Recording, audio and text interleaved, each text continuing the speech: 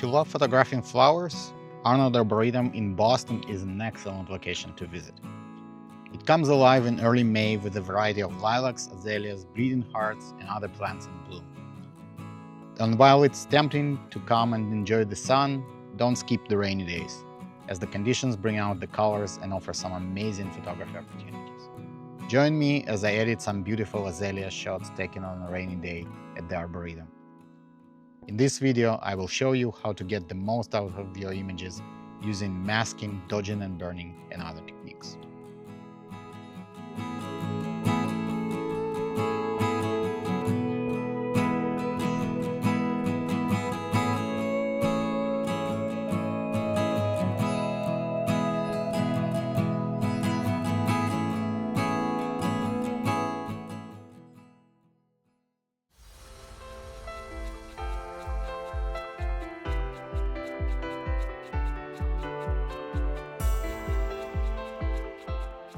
Let's get started. So we have these flowers here. Let's start. It's a little noisy. It was shot at ISO 400. We can clean it up a little bit first. Let's do clean. Not too much, it's not too bad, but we are going to bring out, increase the exposure. So let's see the green areas. Oh, this is cleans up quite nicely. I think 30, around 30 was going to be good. Let's clean. If you are familiar with the denoise option in Lightroom, it creates a DNG file after denoises, but it keeps your original file as well. So if you want to go back, you can always do. Okay, let's see. Oh wow, this is very, very clean. Okay, that's good. Let's go see. Let's see what the auto does. Okay, interesting. Let's reset lens corrections, and let's see what the adaptive preset will do. I think it's not that dissimilar from the auto, but I think it's a little too much. Okay, something like that, yeah. And we'll bring out things that we are interested in ourselves. Okay, I think that's a decent start. Let's start with, let's really kind of bring out the flowers a little bit. So let's add a bunch of texture, some clarity, maybe some dehaze. I think I want to bring the highlights down a little bit. We might add some light afterwards. Oh, that's pretty good. And maybe warm it up a little bit. Let's see what it does. Interesting. I actually like it a little bit colder. We might want to warm up a little bit in a second by bringing some light here. So, okay. I want to darken this area a little bit. I think this flower is a tiny bit bright. I want to bring it down. Just like that. Okay. So now let's create a kind of vignette. Go to this mask, duplicate and invert. And then let's make it smaller. So it's inverted, so everything that's outside these circles is going to be affected. Let's kind of bring down the exposure quite a bit. Maybe even add a linear gradient here. Okay. I think maybe bring out the shadows just a tiny bit so it's not all clipped. Where are we clipping? Ah, here, okay. Okay, this looks quite good actually. Let's see, not a huge amount we need to do to this image. Let's see what's going on if we play a little bit with the color mixer. So HSL, let's go to luminance. Let's see what yellows, okay. So maybe we want to kind of darken the greens a little bit. Maybe brighten the yellows just a tiny bit. Let's see the reds. Okay. And then, okay, the reds are really, need to be careful. Okay. So let's add some saturations in the oranges. Okay. Let's go back to the mask. Let's do the mask that we had for the vignette. Maybe cool it down even a little more. And then let's see if we can add some kind of directional light, right? Let's do radial gradient. So light is obviously coming here.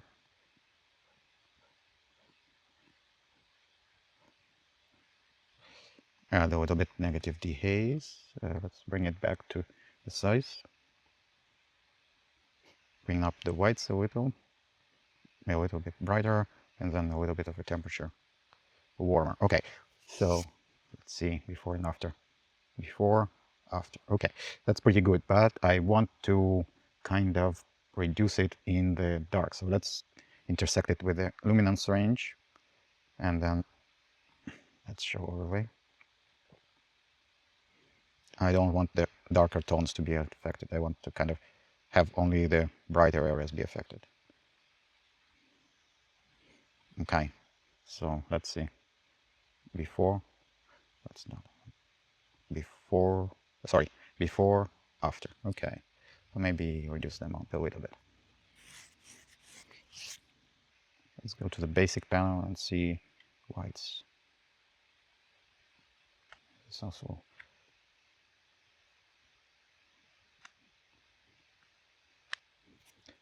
okay.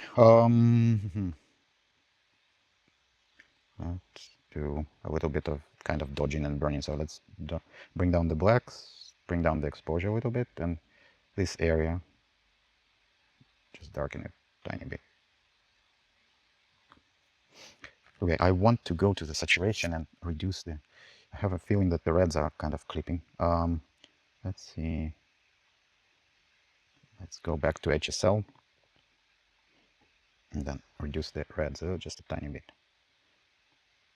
Okay, so now let's maybe add some brush here, increase the whites a little bit and increase the warmth a little bit.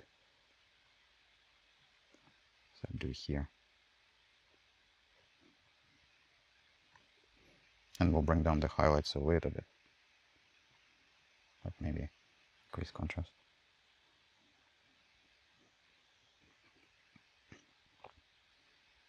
Yeah, that's nice. Okay. Yeah, it looks pretty nice actually. Do we need anything else? So let's do before and after.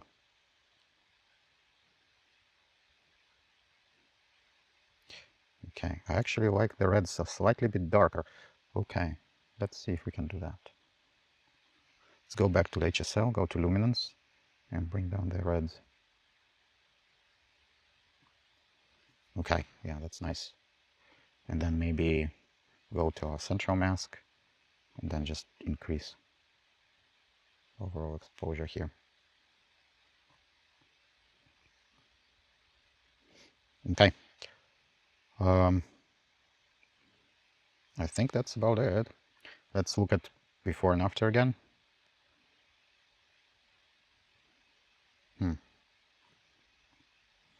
Let me turn off the sun. No, actually it works nice. But I definitely want...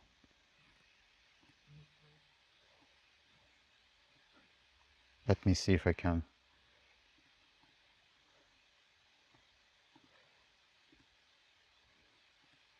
maybe darken this area a little bit.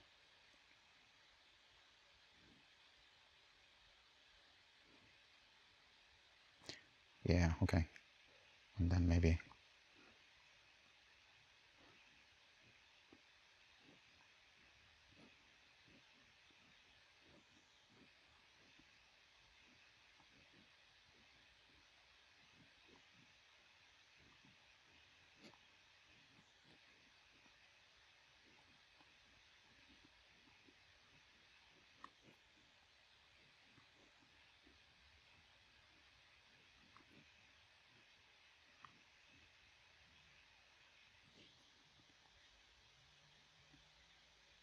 yeah.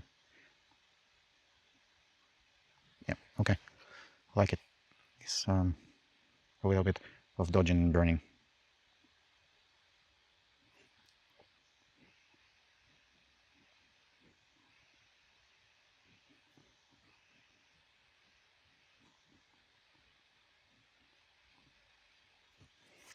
Okay, I think this looks, let's see, before and after.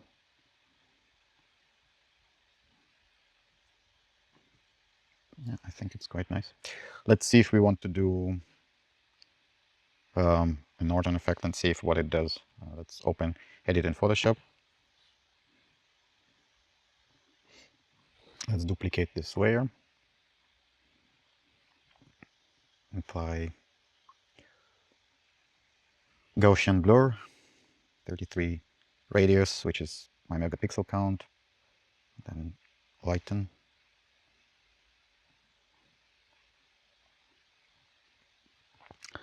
Add a brightness and contrast layer tied to the blurred layer underneath. About 20 on the brighter and about 80 on the contrast. Okay, let's see. With this is before, this is after. Maybe even less opacity. Maybe let's brush it off a little bit.